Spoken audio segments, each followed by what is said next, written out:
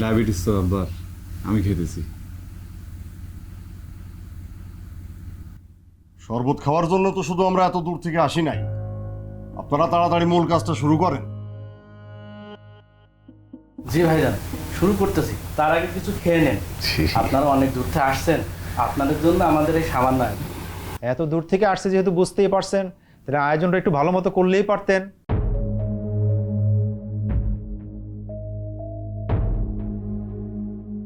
ভাইজান, আয়োজন সব ঠিকঠাকই আছে।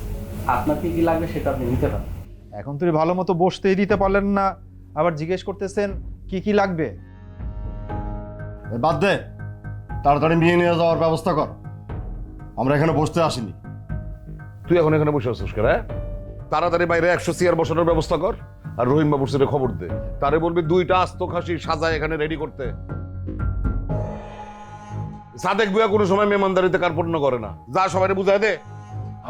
আমার কিছু লাগবে না। চাচা ভুল বুঝেন না, মানে আব্বা আসলে ওইসব কথা কইতে চায়নি।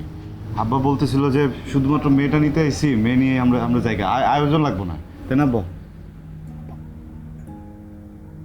আব্বা মাথাটা একটু ঠান্ডা রাখেন, সমস্যা বারবার সমস্যা কমতেছে না তো।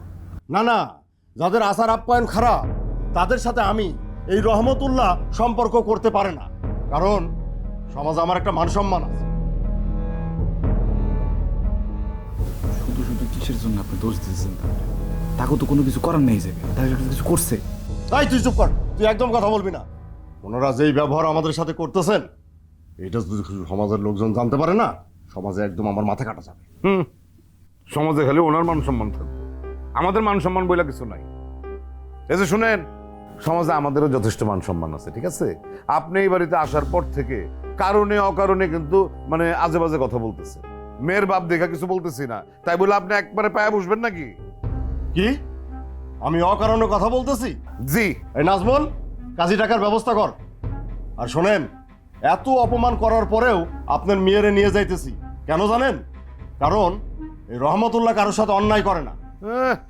রাখেন মি আপনার ন্যায় অন্যায়। আপনার মতন লোকের পরিবারে তো এই সাদেক বুয়া বাইসা থাকতে তার মেরে পাঠাবেন। আরে আরে, মেয়ের বাবা হয়ে এসব আপনি কি বলতেছেন? মেয়ের ভবিষ্যতের কথা কিছু ভাবছেন? আমার মেয়ের ভবিষ্যৎ নিয়ে আপনারা তো মাথা ব্যথা কিসের জন্য? সাদেক ভুইয়ার মেয়ের ভবিষ্যতের ভাবনা সাদেক ভুইয়ার নিজের। আগামী 7 দিনের মধ্যে সাদেক ভুইয়া তার মেয়ের বিবাহ দিবে। মেহমান বিদায় হবে।